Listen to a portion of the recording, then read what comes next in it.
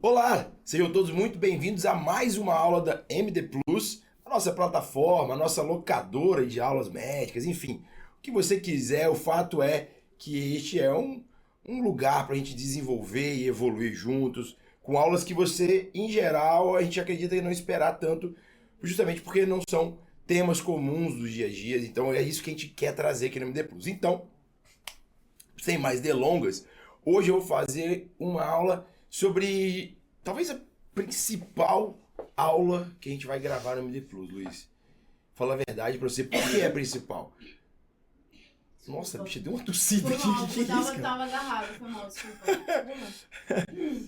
Por que é principal, Luiz? Porque a prescrição é a principal ferramenta médica.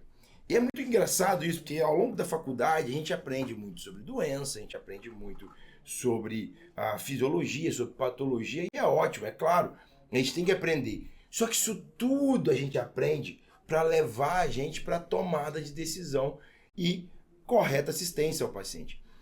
E aonde que é a translocação, a materialização da tomada de decisão? É justamente na prescrição médica. Só que aí a gente foi aprendendo que quando chega na prescrição, alguém fala assim, faz checklist tal, faz fast hug isso, faz aquilo.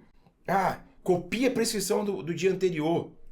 E não nos preocupamos em fazer uma prescrição de fato, realmente valorosa, que vai agregar segurança, que vai agregar resultado que a gente almeja, que vai agregar experiência, e a gente precisa se preocupar com isso, e vai agregar também custo e efetividade. Afinal de contas, o sistema deve continuar e precisa ser um sistema que se sustente. Portanto, a primeira coisa que eu quero que você coloque aqui, Luiz, você vai colocar aqui pra gente chega de checklist, faz um X, inventa qualquer coisa aí pra você poder deixar claro que não é para fazer checklist, que não é para decorar mais sobre prescrição médica, tá? Então, para a gente começar a discutir um pouco mais isso, eu vou apresentar isso aqui para vocês. A prescrição, ela é o fluxo, ela é o que vai levar a gente para o resultado que a gente quer. O problema é que primeiro a gente não entende que é a prescrição que vai levar a gente para o resultado.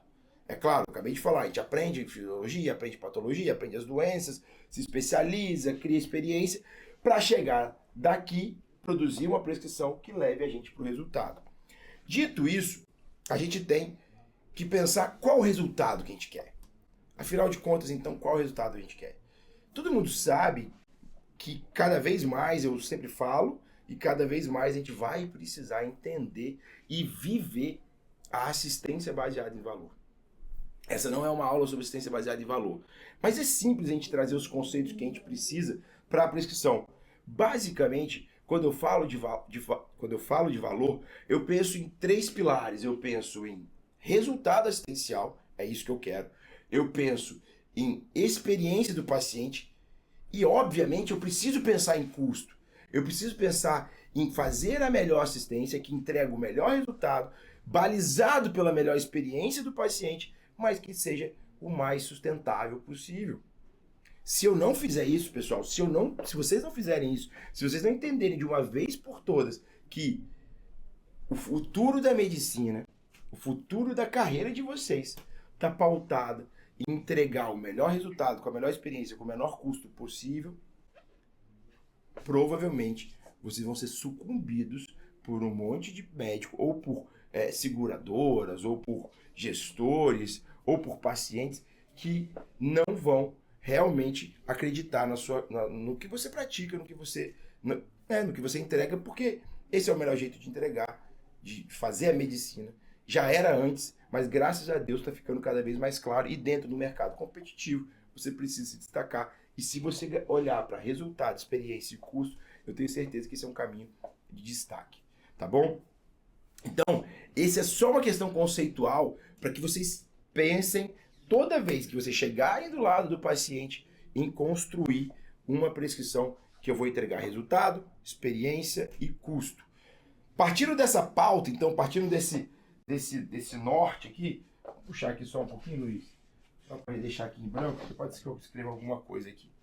Partindo desse norte, partindo desse caminho inicial, esse conceito inicial, eu gosto de desenhar a prescrição em cima dessa árvore aqui de valor que eu chamo. Porque eu vou basear a construção da minha prescrição em 3 fatores: resultado, experiência e custo, tá bom? Então, quando eu olho para o resultado especificamente, a primeira coisa que eu gosto de pensar, a primeira coisa que eu gosto de olhar na minha construção de prescrição, olhando para o resultado, é justamente o porquê esse paciente está internado e eu preciso prescrever para ele. Ou seja, qual que é o direcionamento do meu tratamento? Eu vou direcionar a minha prescrição, a base da minha prescrição é para o que esse paciente está internado, para que eu estou fazendo essa prescrição. Ou seja, vamos pensar aqui, exemplo, se eu tiver um paciente, por exemplo, com pneumonia, fugiu. Se eu tenho um paciente com pneumonia, qual que é a base da prescrição? O que eu preciso olhar para isso? Se você for olhar lá no Fast Run, vai falar, coloca jejum, coloca os eletrólitos, coloca as profilaxias, a gente vai falar sobre isso. Mas essa não é a base. E pasme, gente, muitas vezes a gente pega a prescrição e quando você olha para ela, você fala, para que esse paciente está internado ainda? Porque não tem nada que está fazendo com que ele se beneficie para que tenha uma alta, ou que recupere rápido, para que de fato o que está mantendo ele internado seja tratado. Então, se eu tenho um paciente com pneumonia, a base da minha prescrição é, por exemplo, antibiótico. Se eu tenho um paciente com, sei lá, vai lá, pensa aí, com AVC, eu preciso ter a minha prescrição direcionada para isso. Então, por exemplo, AS, estatina, por aí vai. Se eu tenho paciente com IAM, ou melhor, com ICC descompensada, ou melhor, com hipertensão, uma crise hipertensiva, eu preciso ter tratamentos direcionados para essas patologias. Não faz sentido eu não ter. E olha que é óbvio isso que eu estou te dizendo. Eu sei que é óbvio. Mas eu também sei que nem todo mundo constrói uma prescrição com esta base. E aqui, para mim, é o principal. É o ponto 01. Se eu não direcionar para o tratamento, eu não tenho por que fazer uma prescrição médica. Ok? Então, essa é a primeira pegada, é o primeiro conceito fundamental que a gente tem que pensar na hora que senta para prescrever. O que esse paciente está internado? O porquê ele está aqui e qual é o tratamento que vai fazer com que ele saia da internação e vá para casa. Ok? Esse é o ponto. Esse é o primeiro ponto e não vou te dizer, mas é provavelmente o mais importante. O segundo ponto, e aí, que para todo mundo, para muita gente vai falar, mas você não falou do jejum e tal, é justamente a alimentação. O que eu quero dizer com a alimentação? A alimentação não é dieta. Eu não quero saber se o paciente está só em jejum. Lembra, a gente está falando de uma prescrição eficiente. A gente está falando de uma prescrição de valor. Então, quando eu falo de alimentação aqui, eu preciso entender, eu preciso pensar no que é importante para o meu paciente. Tem um artigo muito legal, que está lá na plataforma, na parte de artigos comentados, inclusive, que eu discuto sobre isso. Sobre dieta ser diferente de alimentação. Dieta eu estou dando a minha necessidade calórica para aquele paciente não entrar em catabolismo, para ele não perder e tudo mais. Só que a alimentação é humanizar a dieta. Eu preciso alimentar o meu paciente, eu preciso olhar, entender o que importa para ele, qual é a comida que eu consigo conciliar, se ele é intolerante à lactose, se ele não é, qual o horário que ele come. Se for possível fazer isso, eu te garanto que fazer um pouquinho melhor do que é feito, é totalmente possível. Às vezes o paciente não come à noite, às vezes, mas eu vou mudar a dieta do meu hospital. Não, mas talvez você oriente ele, entende? Às vezes a gente fica muito preocupado em, não dá para fazer isso, porque se ele reclamar disso, não tem como mudar. Não, mas você pode orientar. Então, na hora de você prescrever, em vez de pensar só jejum, sonda nasentérica, dieta interal, não sei o quê, se preocupe em alimentar o paciente. Será que esse paciente não dá para já fazer, por exemplo, uma associação entre dieta interal e dieta via oral? Será que ele não quer um picolé, por exemplo? Então, isso é muito importante. A gente precisa construir esse conceito. O terceiro ponto, para vocês não ficarem muito assustados, ficarem nervosos com a questão de com o checklist que todo mundo quer, são as profilaxias. E isso aqui, obviamente, eu estou falando no conceito de UTI, de paciente grave, mas também se aplica completamente à enfermaria. Então, profilaxias é uma coisa interessante que eu queria chamar a atenção de vocês. Profilaxia não é para prescrever. Profilaxia é para se avaliar se você precisa fazer. Então, se o meu paciente está se alimentando, eu não preciso fazer se alimentando com dieta interal ou oral, se ele não está chocado, se ele não está em ventilação mecânica, se ele não tem uma discrasia, eu não preciso fazer, por exemplo, profilaxia com IBP.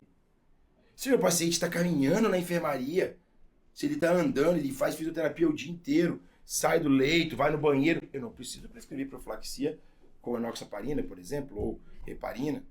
Se o meu paciente não está lá sedado, eu não preciso prescrever profilaxia ocular, por exemplo.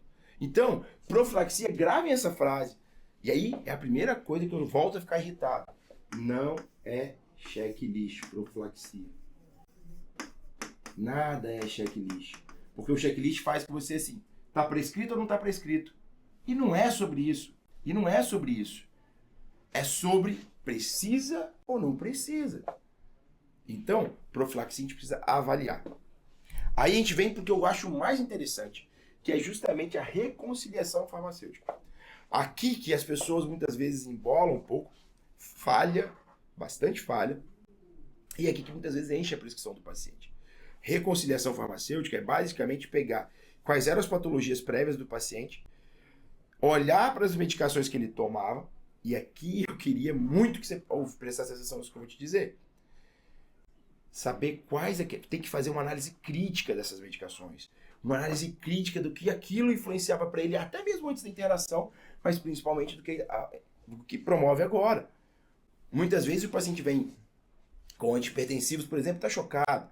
Ou ele é usuário de benzodiazepínico em casa, toda noite, e aqui a gente sabe que o benzodiazepínico vai causar problemas, será que eu não consigo substituir? Entende? Eu preciso fazer uma reconciliação inteligente. Não é simplesmente pegar todas as medicações que o paciente faz em casa, colocar lá, anotar e prescrever, ou não prescrever, porque também muita gente não prescreve. Eu preciso ser médico. E eu preciso ser médico do meu paciente, não é ser médico do plantão. As pessoas vacilam um pouco na hora de construir prescrição. Elas olham e falam, sou médico do plantão. Não, você é médico daquele paciente que acabou de chegar no plantão. Então é fundamental que você faça uma reconciliação farmacêutica de maneira eficaz e inteligente. E faça, não esqueça, porque isso dá muito problema e isso atrapalha muito a evolução do seu paciente. E por fim, Luizão, acende a luz aí por favor rapidinho. Pessoal, sei que vocês devem estar gostando desse vídeo, eu só vou fazer um convite para vocês rapidamente, para vocês clicarem aqui no link da descrição e conhecer o nosso MD Plus. É uma plataforma de aulas em paciente grave, são mais de 70 aulas todas semanas. E essas aulas são divididas em séries, em cursos, ou seja, tudo muito bem organizado para você ter acesso aos mais diversos conteúdos sobre paciente grave. Além disso, lá no MD Plus, a gente tem um encontro mensal para tirar dúvidas, discutir casos clínicos e um grupo de WhatsApp para a gente poder, de fato, ter todo dia ali um contato com vocês. É um grupo bastante interessante, é um grupo que a gente tem realmente bastante engajamento. Mas o mais importante é que a plataforma MD Plus, ela te ajuda, ela te transforma num médico muito mais estudioso. Afinal de contas, a nossa metodologia prática, de tomada de decisão, tempos mais curtos de aula, mas que vão te ajudar a se manter atualizado e estudando toda semana. Afinal de contas, toda semana tem uma aula nova. Então, se você quiser conhecer um pouco mais sobre a plataforma MD Plus, assinar esse pacote, clica no link aqui na descrição do vídeo. Eu tenho certeza que isso vai te ajudar a te transformar num médico muito mais competente e certamente a sua carreira tem tudo para melhorar. E não mais importante, talvez, não sei, para mim tudo isso aqui é importante, menos é mais. Uma prescrição enxuta, gente. É farmacossegurança.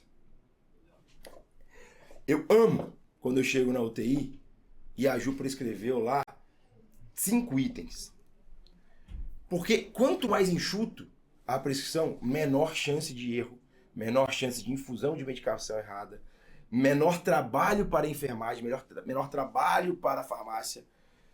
Então, quando a gente pensar em prescrever, não coloca isso a critério, isso de horário, blá, blá, blá, blá, blá, blá, se necessário isso, se necessário aquilo. Não, avalie, o paciente está com dor? Está com dor, então eu vou dar analgesia. O paciente está nauseado, então vou dar analgesia. Vou dar analgesia. Vou dar antiemético. Não faça prescrição cheia de coisas que você não vai utilizar. Isso é muito ruim.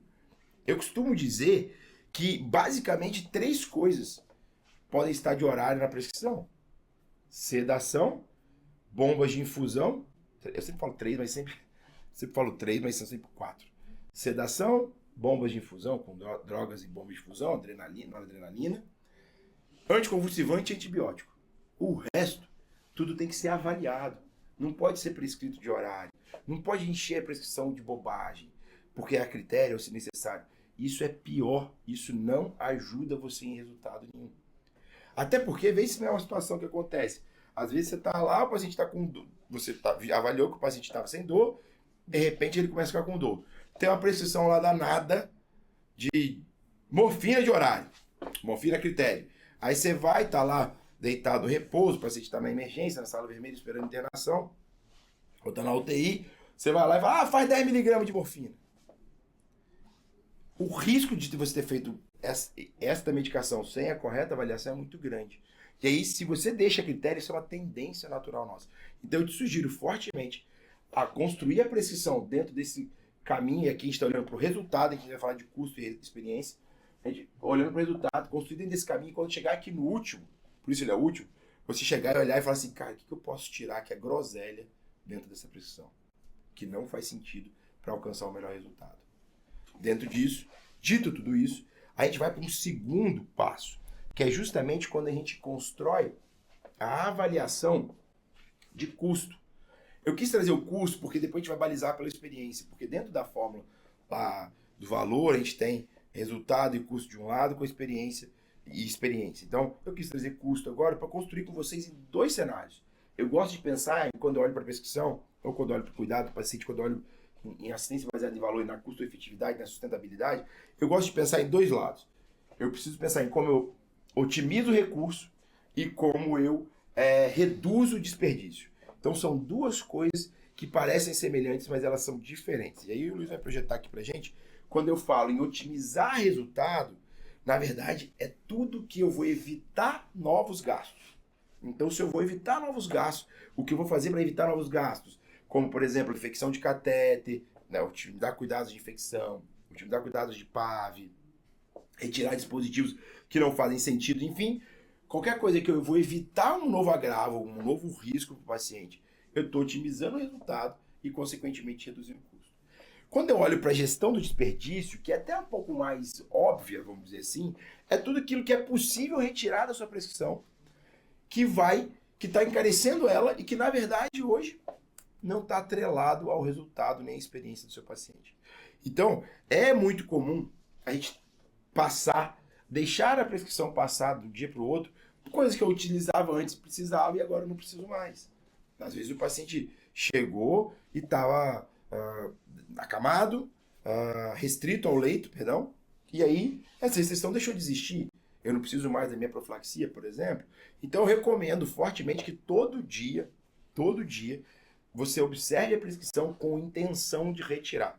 A gente fez um trabalho aqui no nosso hospital, vou falar rapidamente isso, a gente fez um trabalho aqui no nosso hospital que avaliando um dia todas as prescrições do hospital, isso não foi num dia, mas a gente construiu para fazer a avaliação, com 240 avaliações, seria basicamente se avaliar todo dia um paciente, um dia o paciente, a gente economizaria R$46 mil se a gente olhasse para as 246 prescrições uma vez no mês só, em um dia, com o olhar de vou tirar coisas que está sobrando aqui, vou evitar desperdício. Então olha o impacto que isso pode causar. E é isso que você multiplica por dia, por meses, por anos, olha o impacto da saúde. Depois a gente reclama que a gente não recebe, que a gente não está ganhando, que ninguém valoriza. Mas poxa, olha o desperdício. Então, otimize recurso e e faça uma gestão do seu desperdício. Dentro desses 2 conceitos, se você olhar e pensar nesses 2 conceitos, a gente vai estar muito, muito à frente da grande massa que vem aí e que com certeza não está agregando valor em custo-efetividade. E aí a gente vem para o último bloco aqui, que é de experiência do paciente. Algumas dicas, alguns insights, na verdade, para você construir sua prescrição De novo, baseado em valor, olhando para a experiência do seu paciente. A primeira delas é uma que às vezes não parece, mas passa muito percebido, principalmente no paciente de UTI que está em recuperação. Que é justamente tentar transformar tudo para via oral. Muitas vezes a gente fica com antibiótico, por exemplo, na veia, e o paciente está estável no terceiro, quarto dia, dá para fazer um switch para via oral, e você fica funcionando, incomodando, machucando o paciente, a veia flebita, porque você não se preocupou em transferir isso para via oral. Às vezes o inibidor de bomba que estava sendo feito, perdão, que estava sendo feito, vou tomar um golinho aqui, que estava sendo feito por via endovenosa, agora pode ser feito por via oral. E por aí vai, ou seja, tentar mudar as coisas para via oral é sempre uma prática que agrega experiência para o paciente. Sempre. O paciente ele se torna empoderado disso. O próximo, que também todo mundo lembra disso, mas na hora, na prática, pouquíssimas pessoas se preocupam de fato em construir isso, é o sono do paciente. Ajustar o sono do paciente. Se preocupar se você tem algum protocolo de higiene do sono. E se não tiver, gente? Ah, mas minha unidade, mas lá minha UPS está falando coisa aí que não é minha realidade. Como não? Você pode simplesmente chegar na prescrição e ajustar o horário de 8 em 8. Muita gente coloca de 8 em 8, coloca às 10 da manhã, às 18 e às 2 da manhã. Poxa, você não pode ajustar isso para um horário que faça sentido? Porque você vai acordar o paciente às 2 horas da manhã? Eu tenho um caso que foi que me despertou para isso, e a gente até criou o protocolo de sono aqui por conta dessa queixa do paciente, da familiar do paciente que era médica, que o paciente foi acordado às 2 horas da manhã para tomar um benzodiazepínico para ele dormir. Só que ele já estava dormindo. Então olha como a gente não se preocupa no detalhe, na prescrição do paciente, olhando para o sono dele. Então, se você tiver um protocolo de higiene do sono, conseguir realmente fazer um monte de coisa, dar chá, aqui na nosso TI dá chá, tem um monte de coisa, abaixa a luz, diminui. Mas se você não tiver nada disso, você ainda tem a prescrição médica, que você pode olhar para ela e falar, poxa, estão acordando o cara às 6 da manhã para dar, sei lá, uma medicação qualquer, que não faz diferença se eu der às 8, se eu der às 10. Será que eu posso ajustar isso? Então pensa nisso, pensa no sono e a gente vai ter experiência agregada. Compartilhamento. O que é compartilhamento? Isso talvez foge um pouco da prescrição, do ato de prescrição, mas é, sem sombra de dúvidas, a principal causa de insatisfação ou de experiência inadequada dentro de um hospital. Isso não sou eu que estou dizendo, tem pesquisa, inclusive a pesquisa do HCAP, uma pesquisa mais extensa, porque a gente tiver interesse, depois a gente pode conversar sobre ela. Ela pergunta exatamente sobre isso. O plano terapêutico. O que está acontecendo com o seu paciente? Dá autonomia para o seu paciente, para que ele entenda e até te ajude a decidir sobre algumas coisas. Por exemplo, o horário da medicação. Às vezes o paciente, ele gosta de dormir às 8 horas da noite. Entende? Se ele souber que você vai dar um remédio que a cada 8 horas alguém vai ter que entrar dentro do quarto, do box, onde quer que seja, para poder fazer um antibiótico, e que esse antibiótico pode atrasar um pouquinho, não tem problema, o nível de estresse dele vai diminuir muito. E ele vai entender que em 7 dias, por exemplo, ou em 5 dias, aquele antibiótico vai acabar, então ele precisa de 5 dias estar internado. Mas que algumas coisas ele pode se beneficiar, por exemplo, se ele começar a andar, sair do leito. Então a gente não compartilha com o paciente. Muito mal, muitas vezes, algumas vezes com a família, mas muito pouco. Então, olhando para a prescrição, olhando para a experiência do paciente, compartilhem o plano terapêutico e compartilhem o máximo possível. Eu sei que isso não é uma coisa tão simples, mas compartilhem o máximo possível com a família e com o paciente a prescrição, provavelmente dito, o que vai acontecer na prescrição dele. Garanto que isso transcende, isso muda completamente a experiência. Depois a gente pode fazer uma aula sobre experiência, tem um podcast sobre a experiência do paciente, depois eu compartilho também o link. Tá bom? Estamos quase acabando já. E aí, para falar sobre picadas desnecessárias. Eu gosto de falar desse jeito, porque picadas desnecessárias é uma porcaria. Você coloca HGT de 4 em 4 horas, de 6 em 6 horas. Pra quê? Claro, vai ter indicações. Tem paciente de cetoacidose, paciente diabético com hiperglicemia. Mas qual é o objetivo disso? Qual é o objetivo de ficar tentando funcionar um paciente que você pode transicionar isso para via oral? Então, se preocupe muito, muito, muito, muito se você não está estragando a experiência do seu paciente com picadas desnecessárias. E outra coisa, e aí é uma coisa até mais da enfermagem, mas como é que eu vou falar?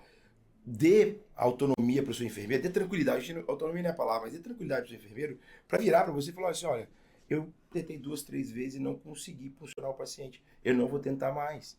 Muitas vezes a gente fala assim, ó, funciona aí, tem que funcionar, dá um jeito, se vira, chama fulano de tal, aí o cara tenta, aí ele chama o amigo, aí ele chama o enfermeiro da UTI, aí ele te chama, alguns médicos tentam, aí a gente chama o anestesista, aí a gente vai funcionar, olha, é óbvio que eu estou exagerando um pouco aqui, mas o fato é que a gente precisa se preocupar que isso não é um boneco. Isso é uma pessoa que está ali. Se eu puder fazer uma organização da minha prescrição que diminua picadas, e aí tem uma coisa até antes disso. Porque se eu diminuo a quantidade de medicamento que está sendo infundido na veia daquele paciente, a chance de eu perder aquela veia, de eu flebitar, é menor. Se é menor, eu evito picadas necessárias. Olha como é que as coisas todas se conectam, olha como é que as coisas todas se compartilham para a gente fazer uma prescrição realmente eficiente, com valor e com experiência. Tá bom? E por fim, eu já falei isso ao longo do tempo, ajuste de horário. Se preocupe com isso, é muito importante. Entenda do paciente o que é importante para ele, o que é fundamental para ele, para que a gente possa fazer uma prescrição dentro do que vai agregar para ele de fato uma boa experiência. Eu falei por fim, mas tem mais um, que é para mim uma prescrição, que é visita estendida. Isso precisa se tornar uma prescrição, um empoderamento médico multidisciplinar. Eu já fui até num, para quem é intensivista aqui, eu fui até num escape room, não é escape room, como é que era? Uns debates da AMIB, lá no congresso anterior da AMIB, lá em Brasília. E eu vi uma discussão que eu discordei, até na ocasião, até entrei na conversa e tal, mas eu discordei, porque eles complexaram, colocaram a visita estendida de uma forma muito complexa. Porque tem que ter isso, tem que ter aquilo. É claro, é óbvio, é preciso ter algumas estruturas, algumas coisas, mas a premissa básica é ter a boa vontade, é ter a intencionalidade de aquilo acontecer. E a intencionalidade daquilo acontecer parte da prescrição médica. A prescrição médica de visita estendida tem que ser feita. Eu tenho que falar, vamos liberar, está prescrito porque isso diminui delírio, porque isso melhora a experiência, porque isso melhora cognição pós-alta, porque isso aumenta a segurança do paciente, porque isso melhora o relacionamento nosso com a família e, consequentemente, melhora todo o contexto de cuidado do paciente. Então, visita estendida é prescrição médica. E se você não parou para pensar nisso ainda, em qualquer ambiente que você tiver, precisa começar. Talvez não precise encher sua UTI com tudo. Se alguém quiser conversar sobre isso lá no grupo, a gente conversa mais. Mas é fundamental que a gente tenha visita ao lado do paciente, isso precisa estar prescrito. Tá bom? Basicamente era isso que eu queria falar com vocês. A gente tem ainda muito para se conversar sobre valor e assistência baseada em valor. A gente está vamos criar aí alguns canais sobre isso. Mas eu espero de coração que esta aula, que este encontro que nós tivemos, sirva para que traga insights, para que de uma vez por todas, eu vou pedir para o Luiz voltar mais uma vez, não faça checklist, não pense em checklist, mas sim olhe o que você está fazendo. A prescrição é a coisa mais séria do mundo, é a coisa mais séria para o médico. E de novo, pense sempre em resultado, experiência e custo na hora de construir sua prescrição. Tá bom? Abraço. Minha aula sempre demora um pouco mais da Ju. Beijo.